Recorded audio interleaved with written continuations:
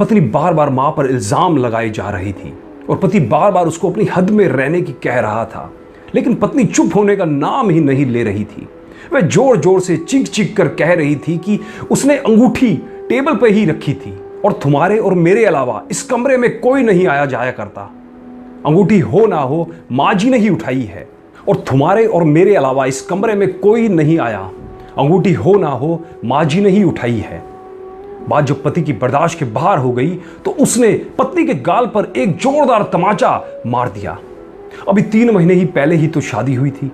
पत्नी से तमाचा सहन नहीं हुआ। वह घर छोड़कर जाने लगी और जाते जाते एक सवाल पूछा कि तुमको अपनी मां पर इतना विश्वास क्यों है।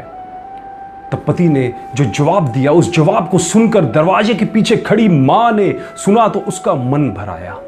पति ने पत्नी को बताया कि जब वह छोटा था तब उसके पिताजी गुजर गए। मां मोहल्ले के घरों में झाड़ू पोंछा लगाकर जो कमा पाती थी उसे एक वक्त का खाना आता था। मां एक थाली में मुझे परोस देती थी और खाली डिब्बे को ढककर रख देती थी और कहती थी कि मेरी सारी रोटियां इस डिब्बे में है, बेटा तू खा ले। मैं भी हमेशा आधी रोटी खाकर कह देता था कि मां मेरा पेट भर गया है, मुझे और नहीं खाना है। मां ने मुझे मेरी झूठी आधी रोटी खाकर मुझे पाला पोसा और बड़ा किया है।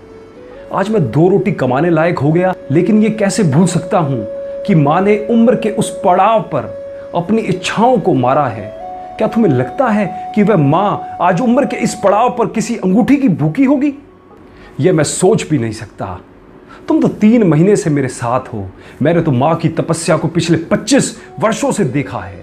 यह सुनकर मां की आंखों से आंसू छलक उठे। वह समझ नहीं पा रही थी कि बेटा उसकी आधी रोटी का कर्ज चुका रहा है या वह बेटे की आधी रोटी का कर्ज। दोस्तों, मां का कर्ज हम में से कोई भी कभी नहीं चुका सकता। पर 2 शब्द याद आ रहे हैं जिन्हें आप सबसे कहना चाहता हूं। जिसके होने से मैं खुद को मुकम्मल मानता हूं, जिसके होने से मैं खुद को मुकम्मल मानता हूं, मेरे रब से भी पहले मैं सिर्फ अपनी मां को जानता हूं। दुनिया की सभी मां को प्रवीण कोचर का शत शत प्रणाम।